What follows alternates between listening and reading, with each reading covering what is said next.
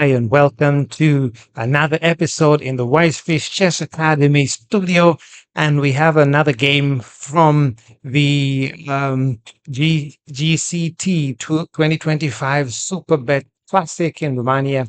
And again, round four, we have Team Vasila Grave playing against Gukesh. And I don't know you. Gukesh is the current sitting world champion. And he's been a bit down in form, and this is one of the games where he also struggled a bit against French number two. So let's just see how this game went. A very interesting game in the school. It's a popular game, a game that was popularized by Darius Kasparov and a few players of old. And this is a very nice game that should be able to enjoy in the school. Let's dive right into the game. Maxime played e4, Black played e5, knight f3, knight c6, d4, and this is the switch. Usually the pattern is sometimes d4, knight times bishop c5, um, knight b3, bishop b6. There's slightly other variants of how this position can be played in the Scotch, but this is one of the most common. Now, the most common move here is knight c3, which was played. Queen f6, a very interesting move. The idea is very simple, threatening met on on on f2. And of course, you can see that there's a bishop that is supporting that. So here it becomes tricky. Queen e2 being a simple move. This game has been consistently played by a number of players. Jonathan versus Paul, Fabian versus Sweet, Guillaume versus Henrik Krishna, and so many others. Very popular, but a bit old opening. So knight g to e7, simply to castle next. Bishop a3.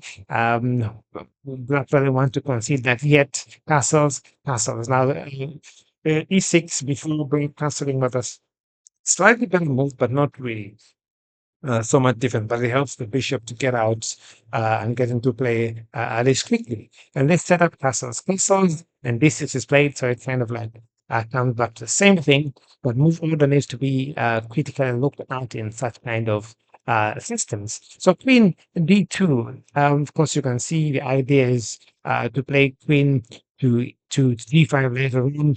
Of course, after either playing f3 or f4. So that looks a bit like a bit correction, a bit cramped, but that's typical of how these systems are. The bishop is 6. Just good to note that you cannot actually play bishop g5 now because the queen will just capture on f2. So he played bishop b5, and of course the bishop doesn't have very many good squares. Another option would have been bishop to e2, but probably a little bit slow, but it will support f4, g4, g5, f5 ideas. And then you can see that the queen is not exactly very comfortably seated on the square f6. But bishop d5 was played anyways. So queen goes to g6, just doing away with this threat. H4, very aggressive move. The pawn on g2 is hanging, but of course that's the king that got in quick.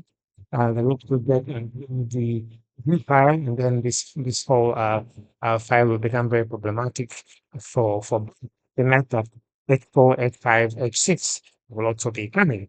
So what was played here was f5. So black decided to strike first. It's a very interesting move, but I think not exactly the best. Position is slightly okay, but it's looking for some form of counterplay anyway, but black is very counter struggling. So h5 was played, queen goes to f7, f6 was played, g6 was played. Now the computer doesn't like g6. There's some inhuman kind of moves that are being suggested by the computer. For example, bishop takes the pawn, f takes with the pawn, and this is not exactly very human-like kind of things. Then takes it knight, queen g6, and just basically ignore the pawn on f7. White is still better, but the engine says that this is actually better than all those played in the game. So let's just go back to where we ended. So g6 was played by Gukesh, the world champion, and then bishop to g5 happened. Now this game looks very similar to what Wagner played against, I think it was Nolibek Abdusattorov. Another interesting game which he won. Again, this idea of bishop on g5, pawn on f6, and squeezing the king down there in the netting net is what we see happening again. Engine suggests plus 1.3. So let's keep going and see f6 without wasting our tempo. Bishop captures, knight captures. Knight goes to e4. Now, of course, the threats are very simple. They just damage the structure on d6. So black can play this. Then I think it's just better to take that knight. So bishop captures the knight, and then the knight centralizes itself on c5. Rook goes to h4. This is a very interesting move, a move that the computer has been saying, play it a few moves for now. It prevents expansion on f4, but at the same time, it dominates the entire um,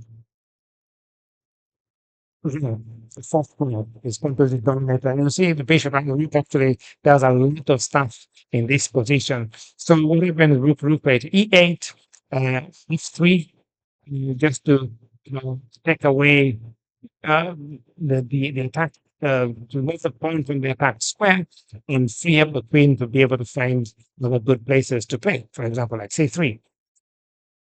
So here we have bishop goes to a7, another bad move. King moves to b1, bishop moves back to b6. Now, this is when you start understanding what the world champion was playing. Bishop goes to a7, bishop comes back to b6, and he's getting into I don't know, it's just a strange move. Maybe they don't know the proper way to progress, but he's going to play it anyway. So knight went to a5, of course, hitting the pawn here.